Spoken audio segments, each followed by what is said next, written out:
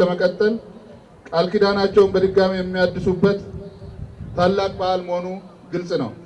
በዓሉ በኦሮሚያ ክልል መካሄዱ የሚኖረውን ገጽታና ለክልሉና ለሕዝቡ የሚሰጠውን ፋይዳም ነው አቶ አባዱላ ያብራሩት። ይህ በዓል የኦሮሞ ሕዝብ ከተቀሩት የኢትዮጵያ ብሔሮችና ብሔረሰቦች ጋር ያለውን ይህንን መልካም ትስስር ይበልጥ የሚያጠናክርበት፣ ልምድ የሚለዋወጥበትና እጅ ለእጅ ተያይዞ አብሮ ለማደግ የበለጠ ተነሳሽነት የሚፈጥርበት መልካም አጋጣሚ ነው። የኦሮሞ ሕዝብ ይህንን ታላቅ በዓል ከመላው የኢትዮጵያ ብሔሮች ብሔረሰቦችና ሕዝቦች ጋር ሲያከብር ሕገ መንግስቱ በፈጠረለት ምቹ ሁኔታ ተጠቅሞ ያገኛቸውን መብቶችና ድሎች በመጠበቅና የጸረ ድህነት ትግሉን ይበልጥ በማፋፋም በሕዝቦቿ እኩልነትና መፈቃቀር ላይ የተመሰረተች የበለጸገች ጠንካራ ዲሞክራሲያዊት ኢትዮጵያ ግንባታ የሚጠበቅበትን ድርሻ በላቀ ደረጃ ለመወጣት ያለውን ቁርጠኝነት በድጋሜ በማረጋገጥም ጭምር ነው። የኢፌድሪ የፌዴሬሽን ምክር ቤት አፈጉባኤ አቶ ደግፌ ቡላ በበኩላቸው በዓሉ ሀገራዊ አንድነትን ለማጠናከር የሚኖረውን ድርሻ አሳይተዋል። በህዝቦቻችን መካከል እየተጠናከረ የመጣው ይበልጥ የመቀራረብና የመቻቻል አገራዊ ስሜት በሀገራችን ድንቅ የባህል ሀብት የመኩራትና የመጠቀም ተነሳሽነትና ሌሎችም በዚህ በዓል ሳቢያ ይበልጥ እየጎሉ የመጡ የበዓሉ መልካም ውጤቶች ናቸው ማለት ይቻላል። አቶ ደግፌ በዓሉ የሀገርን ገጽታ ከመገንባትና ልማትን ከማፋጠን አንጻር ከፍተኛ ሚና አለው ነው ያሉት።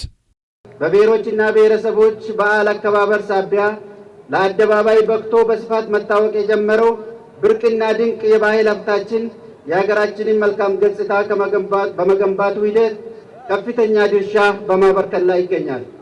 የበዓሉ ፋይዳ ባህላዊ ልውውጥን በማጠናከር ብቻ የተወሰነ ሳይሆን የሀገራችን ብሔሮችና ብሔረሰቦች ዘላቂ ልማታቸውን ለማፋጠን በየፊናቸው በሚያደርጉት ርብርብ ያገኟቸውን መልካም ልምዶች የሚለዋወጡበትና በሂደትም ያጋጠሟቸውን ችግሮች አንስቶ በመመካከር የጋራ መፍትሄ አቅጣጫ የሚቀይሱበት በመሆኑ ጠቀሜታው እጥፍ ድርብ እየሆነ መጥቷል።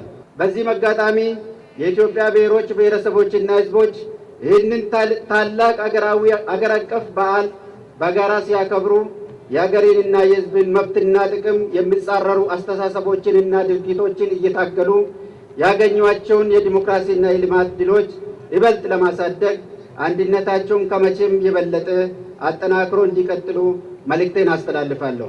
በመቀጠል ደግሞ የበዓሉ ዋና መገለጫና አስደናቂ አስገራሚ ነገር መታየት ጀመረ። ከየክልሉ የመጡት የየብሔረሰቡ ተወካዮች ባህላዊ ጭፈራና ትርኢታቸውን አቀረቡ።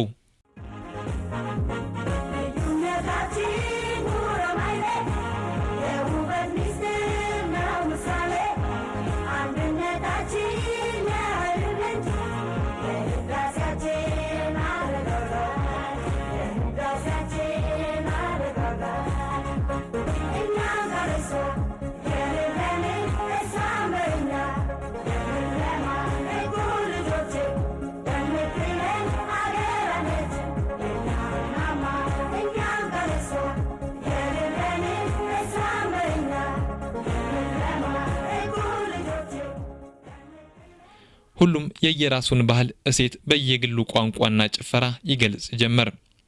የሰሜኑ፣ የደቡቡ፣ የምዕራቡ፣ የምስራቁ አልቀረ ብቻ ምን አለፋችሁ ኢትዮጵያ በአንድ መድረክ ታየች። የሁሉም ቋንቋ፣ የሁሉም ጭፈራ፣ የሁሉም እሴት ኢትዮጵያ ኢትዮጵያ ይላል። ህብረ ብሔራዊ ድምቀት፣ ውበት፣ ሀገራዊ አንድነት በአንድ መድረክ ጎሉ። ውበት፣ ልዩነት፣ አንድነት ሶስቱም አንድ ሆነው ታዩ።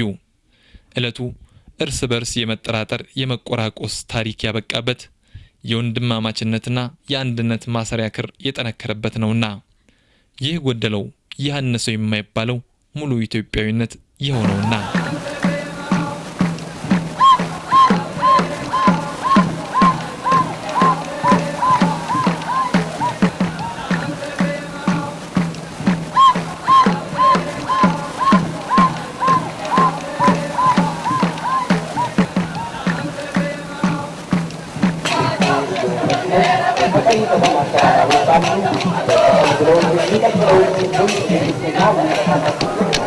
Gracias.